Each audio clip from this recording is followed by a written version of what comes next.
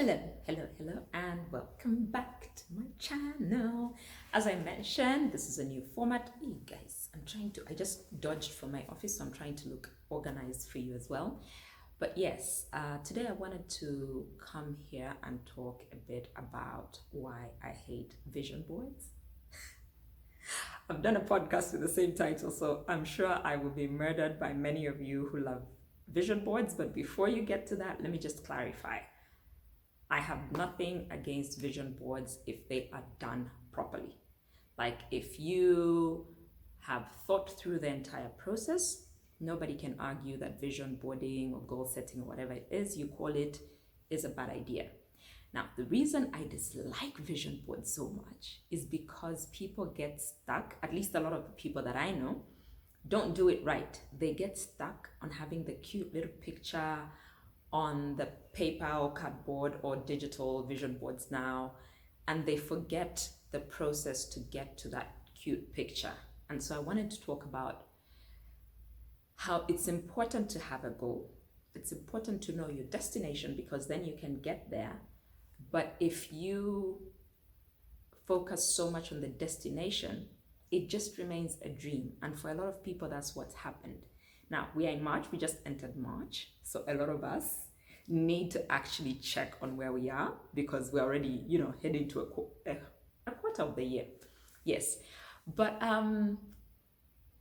just to talk a bit more about this whole vision boards and having a goal and so on. I was speaking to somebody recently and they basically told me that they don't have any goals set this year. And I really respected that, not because it's good to not have goals set, but because sometimes you have to acknowledge that you're not in the headspace to set the goals you need to set. And 2020 was really rough on lots of us. And I think this person just says, my mental space is not there. Let me not do this. And also, I sometimes find that when we are too focused on the goals and so on, we miss other opportunities because we become tunnel visioned and we just, I want to become a senior manager in my organization to the point where if another organization came with an opportunity, you miss it because you're not looking for it. So I feel like even as we set our goals, we need to be open and accepting of other opportunities that come our way that might not exactly align with the goal that we have and go with it. I want to go to Paris this year.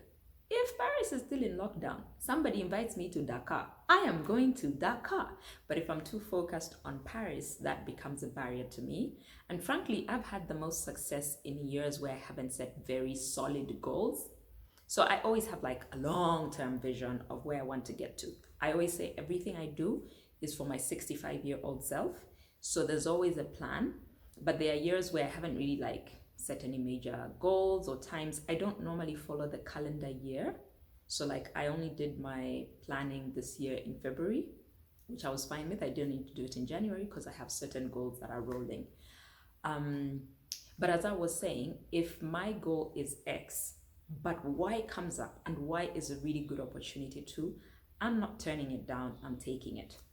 But back to why I wanted to have the conversation around goal setting and vision boards and whatever you call it, or whatever format you do it in, is that I think it's important to acknowledge that the plan that you have or the plans that you have to get to that goal are what are key to success, not necessarily the cute picture of the Eiffel Tower that's on your bathroom mirror. It helps to remind you, but if you don't have a plan, it will just be a nice reminder of a nice big dream.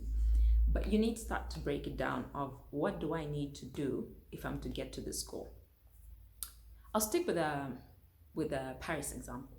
If I want to go to Paris, that's one of my big goals or whatever it is for whatever reason, I have to now start doing the work, do the research, understand that I have to figure out what the air ticket costs, I have to figure out accommodation. Once I've done all that research of what it takes to get me to Paris, I also now have sub-plans within that of how will I get the money, how will I save the money, do I need to make more money on the side, or will my salary cover? Because now I have a figure, so I'm working towards that as well.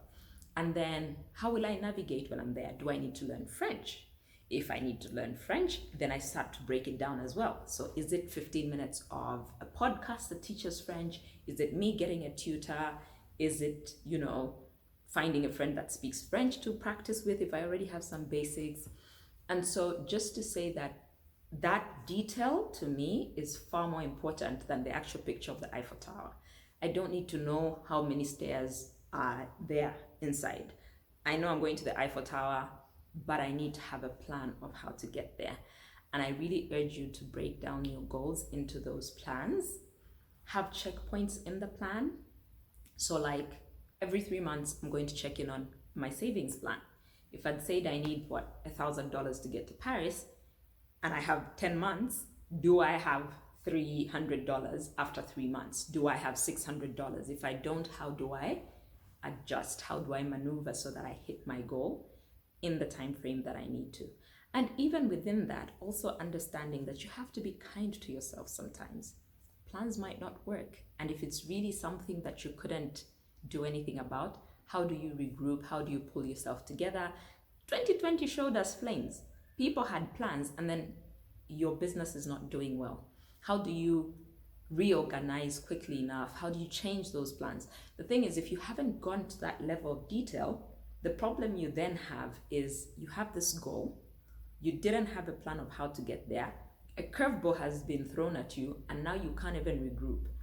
So for example, you can say, I had a plan to save $100 every month, but now that my income has reduced, can I reduce to $80 a month and adjust? Instead of going in September, I go in December.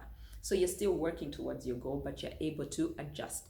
If you hadn't planned that detail and you just knew you were going to go to Paris, you will be so discouraged because you can't even think of how to navigate and maneuver and so on. I don't really want to get very preachy on this, but I came on here because I am really a bit tired of seeing people have the same thing on their vision board over and over every year and the year after, and no movement is being made to achieve that goal. And you don't have to have it doesn't have to be achieved in a year, but progress, measurable progress, must be made as we go. And so as I was saying, if it's buying a big house, it doesn't have to be today, it doesn't have to be this year, it can even be a 10-year plan. But at the end of year 1, month 1, week 1, have you done anything to start moving in that general direction? Or is it just a nice thing to have on your plan? Is it a nice dream? If you want to get a new role, if you want to expand your business, what steps are you taking all the time towards that? But yes, that's all I wanted to come on here to say. I'm sorry if I sounded preachy, but you will get a lot more of this. But do tell me what topics you want to get my opinion on, and we can have the conversations. And I think maybe what I'll be doing is, instead of just preachy, I will be doing story times from my own life on these same matters in terms of how you get to a goal. So let me even give you a story time. Since I'm here, you're here, I'm here, I'll make it really short. But I started off in IT as an IT support person. If you know what that means, it's that person in your workplace that's pulling cables under your table, putting solar panels on the roof. Oh, I can't print. And you run to somebody's desk and you print. Loved my job. Loved it. But at some point, I realized that I wasn't going to grow or get to the levels, like the top of the game in that space. And I needed to do something different. Still in the tech space, because I love tech. I wasn't going to leave, but I had to say, I want to become more. I want to be a senior leader. I don't want to just be a support person for the next, I don't know how long. So I didn't know what sort of leader I would be. I just knew I would be at the top of my game. I didn't know what that meant in terms of the actual position. So that's what I mean when I say I don't care how many stairs are in the Eiffel Tower. I just know I need to get to the Eiffel Tower. So I knew I want to be a senior leadership. So what I did is I had to start thinking and planning of how do I get up there? Because they are brilliant minds, guys. I'm not the most intelligent IT person you've met, but there are brilliant minds out there. But the first thing I did was understand what's different. Like that research I was talking about where you were looking up prices of Airbnbs in Paris or hotels. That's the first thing I did of what are the trends in my industry, what's interesting, where do I have the quickest wins, like what will give me the fastest path, because I really was in a hurry. And so I signed up for, after I figured that out, I knew it was more technology for development, or as it was being called, ICT for D at the time.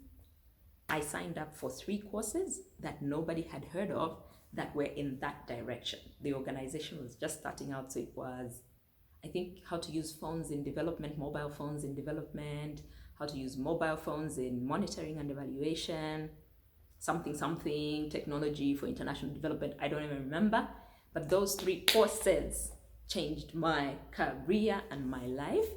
And it was also very much like, again, that created a new set of plans in terms of how do I save for these courses, because my organization wasn't going to pay for them because they wouldn't even know what they are and how they'll be relevant to my job.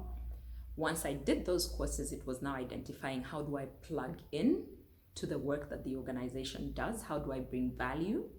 And it was now starting to sit in meetings where I wasn't invited, trying to propose solutions. And eventually I ended up finding somebody who needed me and my skills, my new skills, and we built something amazing with this person who was a senior leader in my organization. And the next thing I knew, that created a brand new position that reported directly to the country director of the organization. And so just all that to illustrate the point that your goal might be, oh, and now I'm totally somewhere I never thought I'd be, but it's at the top of, what I wanted to get to. It's the stage where I wanted to get to. But so to illustrate that the vision doesn't need to be, that clear.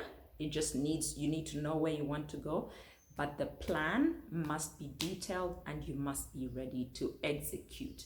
So stop with the cute pictures, stop with the cute words with handwritings and you draw hearts around your goal. Focus more on the plan of how you will get there and execute, get there, move. Don't just dream. A lot of us are dreamers, guys. Like, we dream too much. But yes, that's me for today. Follow me on Instagram. Find me. Tell me what you think. Tell me what your goals are, what your plans are, what your dreams are, and how you plan to get there, which is what's more important to me. Like, I'm always more interested in how you plan to get there. But thank you for choosing to spend some time with me, and let's get the plans. Let's hit our goals.